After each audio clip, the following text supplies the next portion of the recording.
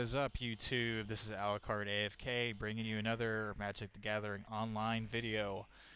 This time it's going to be step by step. It's a little bit hard to do commentary, even when I slowed the video down half speed on the last one. This is going to be step by step, try to get a little bit more commentary in because it was asked for, and I will deliver. Not going to do commentary on every single video. Some of the videos that are just real quick games and not a whole lot going on, or they concede pretty early, I may not even upload it, but if I do, it's just going to be a quick video with music. But a lot of people had made comments that, they don't want to watch videos without commentary, especially if they're new.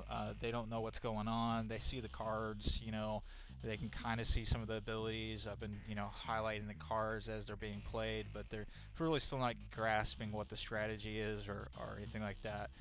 So, let's get right into it. And I'm going to play a swamp. He's going to play a mountain. And he's going to shock me. And he's just shocked me for 2 damage. Okay, I'll take it. And I got another swamp. And let's just go highlight of the cards. I got a Child of the Night in my hand. That's got lifelink. Those are really good. It's starting to combine with the Bloodseeker, which is about to go out. Every time a creature enters the battlefield, they're going to lose 1 life, and it doesn't seem like much, it's 1 life. But as you'll see in this game, they're going to start losing life, quite a bit. They bring a lot of creatures out, like something like a token deck. That can really take them down.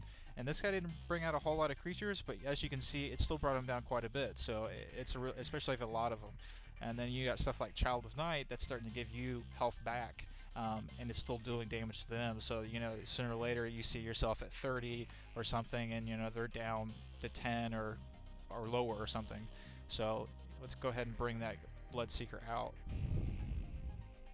Get him out real early. So if they do bring a lot of creatures out, or any creature they bring out, they're going to start losing some health because of that. And already he's going to play a Deranged Assistant. He's going to use that for his mana base. He's going to lose 1 life for that.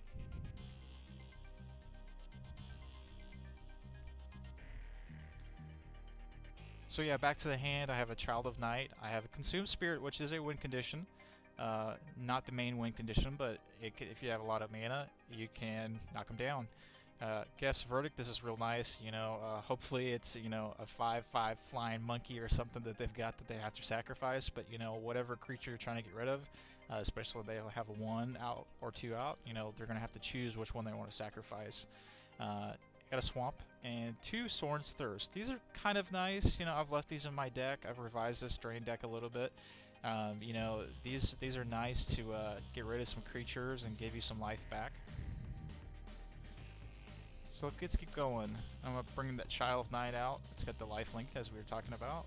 And I'm going to swing in with the Bloodseeker. And we're tied down to 18 now. He's going to tap his Deranged Assistant. And he's going to bring out a Goblin Arsonist.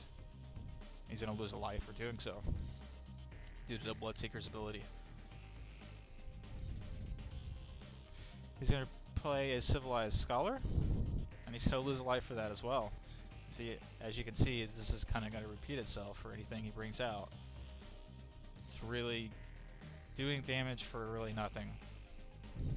Play another Swamp. And I'm going to do a Sorin's Thirst on top of that Deranged Assistant, which is going to kill it. It's going to give me 2 life. So we're back to 20. He's the 16.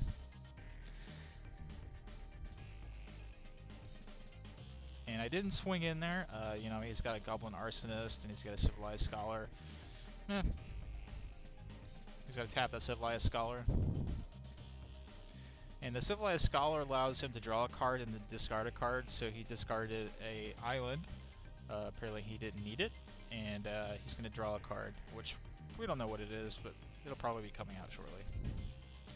And it was probably that. So he's going to play a Cultist. And I'm not going to try to pronounce that. Skurgdag. And he's going to lose a life for whatever that is. And the Goblin Arsonist is going to attack me. No blocks. I will go down to 19 because we can afford it. And got Doomblade. These are real nice. Kills any non-black creature. You know, save me tons of times. But I also use it just to get rid of some annoying creatures. So I very rarely see myself playing against, you know, other black decks. Really, this is a mono black deck. I rarely see other monos out there. This is a Sword's Thirst on top of his Cultist, and it's gonna go away. It's a 2/2. Get it off the field. Bring me back to 21 health. And I will swing in with the Bloodseeker and the Child of Night, which is going to attack for 3, and it's going to give me 2 back. So I'm going to go up to 23, and he's going to go down to 12. See, already 23 and 12. It's kind of lopsided.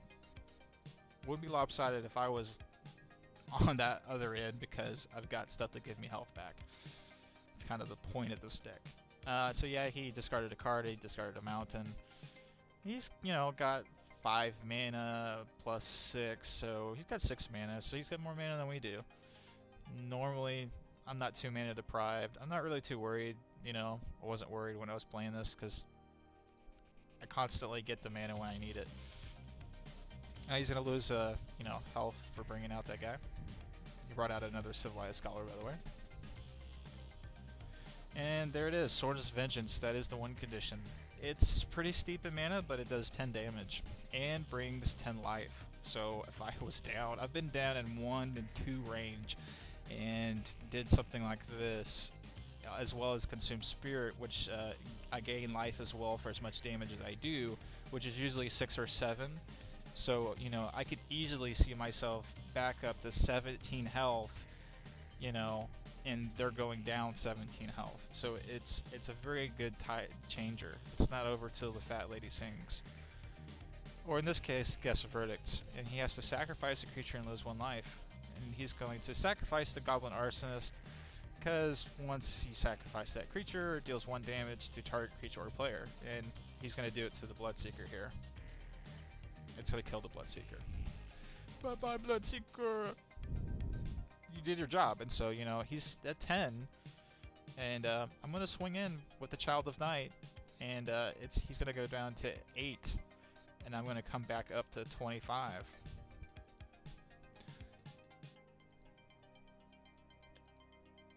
And he's going to attack that Civilized Scholar, excuse me, and he threw away Cancel, which, you know, could have saved him later on if he still had this. I would always try to keep a Cancel or something like that against anyone's, you know, no matter what deck I was in. I'm mono black, so, but if I was splashing blue or something, I would definitely keep some Cancels and mana leaks in there. Those stop my win conditions. And it's the Mystic Retrieval, so you'll see his hand go down. He's going to play Infernal Plunge.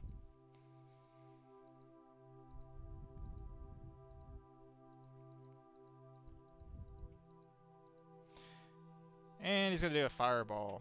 I skipped past that pretty quick, but he did a Fireball. I took some damage. Sorry about that. I was clicky. Oh, so I got another Swamp. So now we're up to 4 mana. And there comes the Doomblade. So like I said, you know, get rid of some mana, some 0/1, you know, creatures that could be tapped for mana. I could have used it for something else, but he's at 8 health. Maybe not the smartest idea, but... And I'll put the Child of Night out. And again, this is something that can give me health, and he can lose health as well. He's going to tap 3 mountains and play another Mystic Retrieval. I really thought at this point he was kind of just grasping at straws, trying, I don't have what I need, and there's another Swamp. So now we're up to 5, and, you know, I'm going to play that Child of Night, and he's going to go down to 6, and I'm going to go up to 25.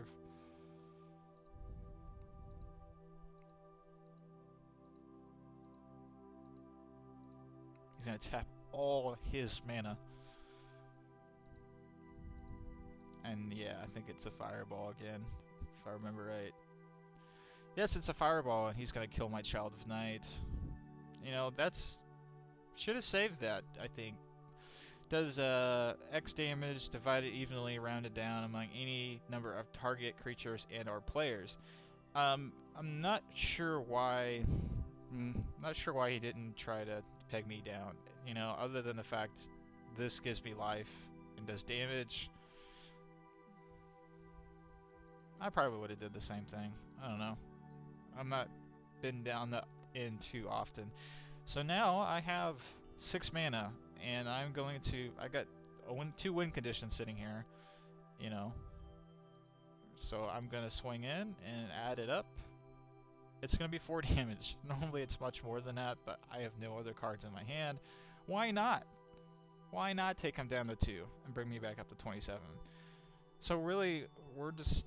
you could bring out some big flying thingies or boosted up creatures or instant damage spells. It really doesn't matter at this point. You know, I'm just waiting for 1 more mana so I can play Sorin's Vengeance. I think he doesn't have any more cancels or anything like that at this point. I got a Sorin's Thirst, but it can't do it because it's got no creatures, which would have killed him. If he had a creature out there... actually, no, it wouldn't have. Sorry.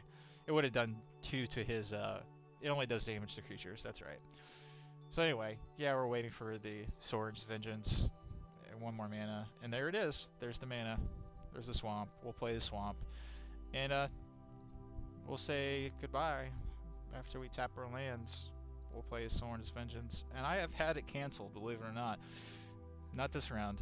But yeah, like, they've kept the cancel. And that's what I was saying earlier. You know, keep your cancels and mana leaks for things like this, you know. I guess it's kind of hard to read because I've got a lot of creatures out there and you hardly ever see what I've got sitting back here. So that's game. Ended on turn 11. Would have liked to end it sooner, but it's a win nonetheless. He didn't concede. It's always a plus in my book if you just play it out, you know, unless you don't want to play. But he's down to -8 and I'm up to 37. Thanks for watching, guys. Please subscribe and stay tuned for more commentary on some videos. I've got a couple more that I'll upload. We'll see you later, guys. Bye.